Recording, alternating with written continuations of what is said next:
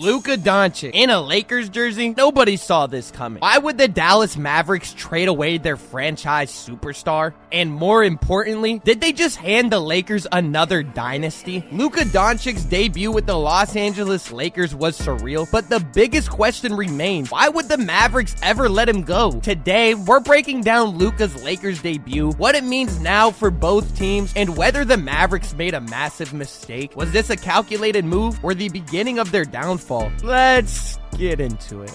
Luka Doncic's Lakers debut needs to be viewed in the right context. His first game came against the 12-win Utah Jazz. Still, it was Luka in a Lakers jersey. That alone was worth the ticket price. The highly anticipated debut became must-watch television across the league, symbolizing a new chapter for a franchise known for landing generational talent. Few acquisitions in Lakers history have been as shocking as Luka, perhaps not since Shaquille O'Neal arrived nearly 30 years ago. The mid-season blockbuster deal with Dallas, which sent Anthony Davis to the Mavericks, was celebrated in LA just as much as it was criticized in Dallas. But what's done is done. Now, the Lakers move forward with a 25-year-old playmaker whose first order of business is lightening the load for a 40-year-old LeBron James. Doncic, easing back from an injury and benefiting from a blowout, played just 23 minutes, scoring 14 points while dishing out 4 assists. His shooting was rusty. He went just 1 for 7 from deep, but that didn't take away from the Hollywood spectacle of his arrival. Gatorade even ran a commercial featuring the Hollywood sign, tweaking the 2 L's to resemble Doncic's iconic number 77. Inside Crypto.com Arena, a packed house received Luka-themed giveaway shirts, setting the stage for his grand entrance. LeBron has been actively ensuring a smooth transition, even shouting in the team huddle for Doncic to fit out and not fit in. A clear message to be himself rather than defer to the NBA's all-time leading scorer. Luka was announced last in the starting lineup, something LeBron hasn't given up since his Miami days when Dwayne Wade got the honor. Clearly, James believes a comfortable Doncic is a dominant Doncic, potentially enough to push the Lakers deep into the postseason. One play said it all. Doncic grabbed a rebound, took one dribble, and fired a full-court dime to LeBron for an easy bucket. Typically, it's LeBron making those passes, but now, with an elite facilitator on the roster, he can get down court quicker and exploit more off-ball opportunities. Austin Reeves adds another layer to this playmaking trio, elevating the role players in the process. Just be ready to catch and finish. The Lakers are surging, winning 6 straight and climbing towards the 4th and possibly 3rd seed in the West, but again, perspective, their schedule has been favorable. Another game against the Jazz looms before the All-Star break, which might disrupt their momentum. Meanwhile, in Dallas, the fallout continues. Anthony Davis aggravated an abdominal injury in his Mavericks debut and has no timetable for return. Already ruled out for the All-Star game, he could miss most or all of February. A frustrating development for Mavs fans who were skeptical of the trade in the first place. The frustration only deepened Monday as Dallas lost in overtime to the Kings and saw Daniel Gafford go down with an injury. Now hovering on the edge of the play-in tournament, the Mavericks, who made the 2024 finals with Doncic leading the way, risk missing the playoffs entirely. If that happens, their fan base's frustration could start resembling something out of Cowboys territory. Luka Doncic's first points for the Lakers came from a signature step-back 3, but that wasn't the highlight of the night. Instead,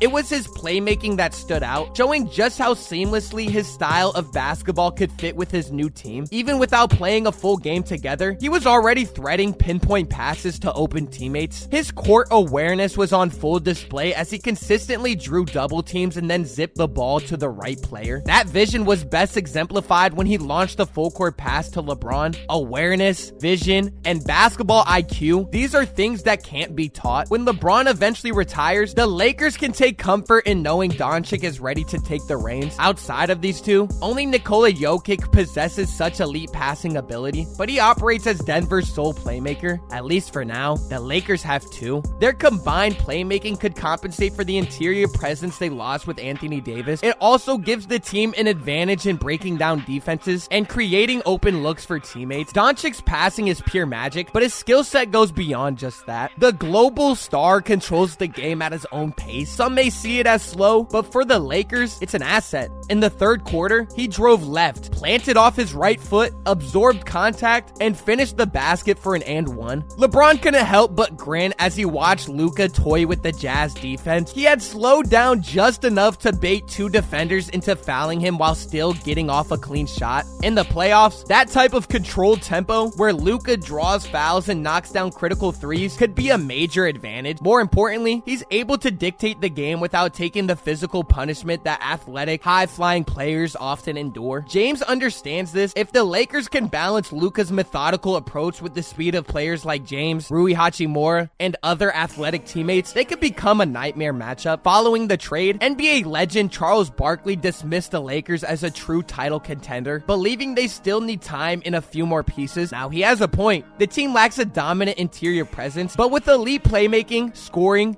and game management, combined with the energy and athleticism of younger players eager to prove themselves, this team could be a serious problem. They have a unique ability to control the game's tempo, something that could disrupt teams built purely on speed and athleticism, like the Houston Rockets, Cleveland Cavaliers, and Oklahoma City Thunder. In a playoff setting, Doncic and James could dismantle those teams with ease. The only real threats to the style, the Denver Nuggets, Golden State Warriors, and possibly the Celtics. But if the Lakers can turn their perceived weaknesses into strengths, they could defy expectations. LeBron has already made it clear, figuring out how to make the system work won't be an issue. Once they do, the Lakers could emerge as a legitimate contender for the NBA throne. Seeing Luka Doncic don the iconic purple and gold and take center stage as the Lakers' newest superstar was certainly a surreal sight. The former face of the Mavericks had officially arrived in LA, and it just didn't seem real. It wasn't a 50-point explosion or a historic triple-double, but Luka's Lakers debut delivered exactly what fans wanted to see from a player who could one day have a statue outside Crypto.com Arena. It was a preview of what's to come, both in the near future and in the long term, for a franchise solely focused on championships. This was the vision Lakers fans dreamed of when the blockbuster trade sent shockwaves through the NBA. In a dominant 132-113 win over the Jazz, Luka put up a composed 14 points, 5 rebounds, and 4 assists in just 23 minutes, shooting 5 for 14 from the field and 1 for 7 from deep while playing under a minute restriction. By his side, passing the torch from one Lakers legend to another was LeBron James, who tallied 24 points, 7 rebounds, and 8 assists, looking as rejuvenated as ever. Whether it was his second, third, or even fourth win, the duo didn't connect for many highlight plays, aside from an incredible forecourt pass from Luka to LeBron, but their shared playmaking brilliance was already evident. The ball zipped around the floor, whatever one or both were in the game, setting the tone for what could become one of the league's most dynamic duos. Let me know down below what you thought of Luka's Lakers debut. I still can't believe that the Mavericks traded him. What do you guys believe was the real reason why they did this? Is there something deeper to this? Or did the Mavericks just get fleeced and thought Anthony Davis was the answer? Let me know what you think down below, and if you made it this far and you haven't already, make sure you go down below and you subscribe and you turn the notification bell on so you never miss a Lakers video or any video at all. Leave a like as well. I greatly do appreciate it, and I'll see y'all on the next one.